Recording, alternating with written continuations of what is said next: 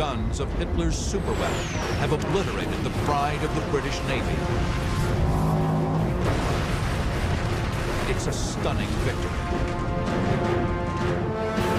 Bismarck now turns her attention to Prince of Wales. With the loss of the flagship, the British were suddenly in a terribly weak tactical position. HMS Prince of Wales is alone. She's a brand new ship, she's inexperienced, and she's also experiencing significant mechanical problems with her machinery. Prince of Wales wields plenty of firepower, 10 14-inch guns, but 8 of her guns are housed in complex new quadruple turrets that are untested and malfunctioning. Bismarck and Prince Eugen are here. The Prince of Wales is here, just 8 miles away.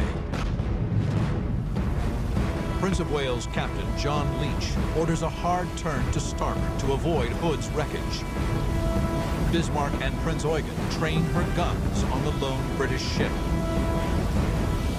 It was extremely easy for the Germans to switch targets. A tiny, minute alteration to their stereoscopic rangefinders brought their fire to bear on Prince of Wales almost immediately. The German strategy is simple. Put shells on the target. Bismarck and Prince Eugen rapid fire their main and secondary armament. The results are devastating. The first hit struck the compass platform where Leach himself was standing. Killed everyone there except for himself and 2 others. The second hit struck the director control tower just to the rear of the compass platform. The next series of hits would strike the ship on her aircraft crane, her funnel, in the boat deck, and 3 below the waterline. But the withering German assault is too much for the battered battleship. She suffers 7 devastating hits. 14 men are dead. Their guns are jammed. There was really no way that she was in a position to take on 2 German fleet units that were trained and worked up. After firing 23 salvos, Prince of Wales makes smoke and retreats to the southeast. Admiral Lutyens, aboard Bismarck, chooses not to follow. She's suffered 3 damaging hits from Prince of Wales.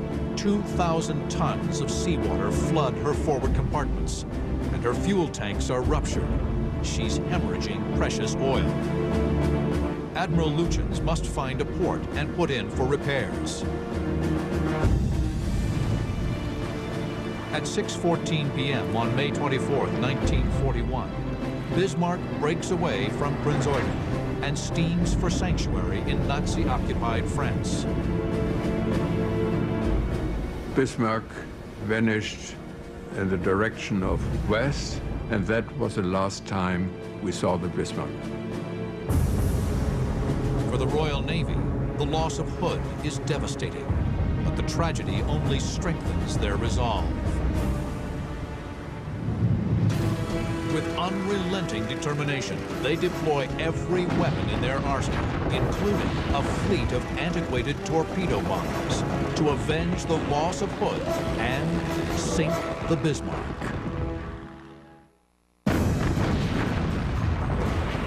May 24, 1941. Hitler's newest superweapon, battleship Bismarck, has obliterated the symbol of British sea power, HMS Hood, and crippled the battleship Prince of Wales. The tragic news spreads rapidly. The reaction in Britain to the loss of the Hood was a mixture of fury and a desire for revenge, an absolute shock. This was the pride of the Royal Navy. This was the unsinkable ship. This was the mighty Hood. The effect on the morale in Great Britain was absolutely catastrophic. The British respond quickly and decisively. Prime Minister Winston Churchill vows Bismarck must be sunk at all costs. We all wanted to revenge the Hood. There's no doubt about it. Every ship in the Navy, the smallest ship, the biggest ship in the Navy, wanted to revenge the Hood. And that's what we sent out to do. Within hours after Hood's sinking, nearly every warship in the North Atlantic is sent to reinforce Fleet Admiral John Tovey's command. Bismarck is now 2,000 miles from France. The wounded Prince of Wales shadows Bismarck with the cruisers Norfolk and Suffolk. Tovey himself commands the operation from the battleship King George V. His battle group is 300 miles east of Bismarck. A detachment known as Force H steams in from the south.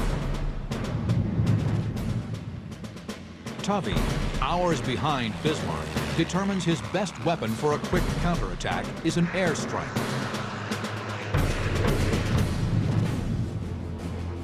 May 26th, 11:30 p.m.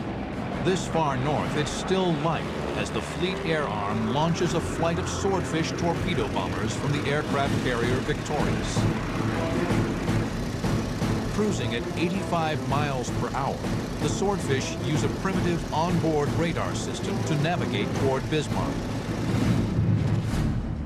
Built by the Ferry Aviation Company in 1934, the Swordfish, affectionately known as the String Bag, is a lightweight biplane with a metal frame covered in fabric. The aircraft carries a crew of 3, a pilot, observer, and rear gunner. The dual-wing design gives it incredible lift, allowing for very short takeoffs from the decks of small carriers. People viewed the Swordfish as being outdated or even obsolete at the start of the Second World War. Outdated, perhaps, yes. Outclassed, no.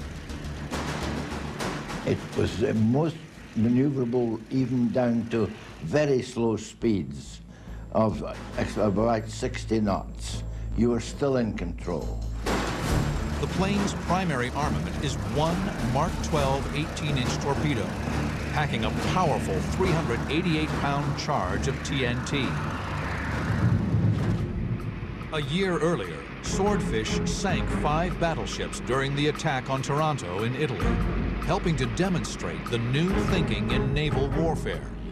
Airplanes can dominate battleships. Now, a flight of 8 Swordfish speed toward Bismarck. They break into 3 attack groups. Flying in single file, they dive steeply down to 200 feet, banking into the target and fanning out parallel to one another to split anti-aircraft fire. As the planes approach, the steel fortress erupts, opening up with her 52 anti-aircraft guns. An entire ship's worth of armament barrage was being focused on just this poor selection of very antiquated biplanes scurrying in towards the ship in the hope that they could get their one torpedo launched and score some kind of effective blow. The German gunners use a clever tactic. They fire Bismarck's main armament into the sea, creating massive walls of water in front of the tiny biplanes. The courageous Swordfish pilots press their attack, dropping to just 60 feet above the waves. They're flying so low and slow, Bismarck is unable to train her guns. The Swordfish pilots punch the torpedo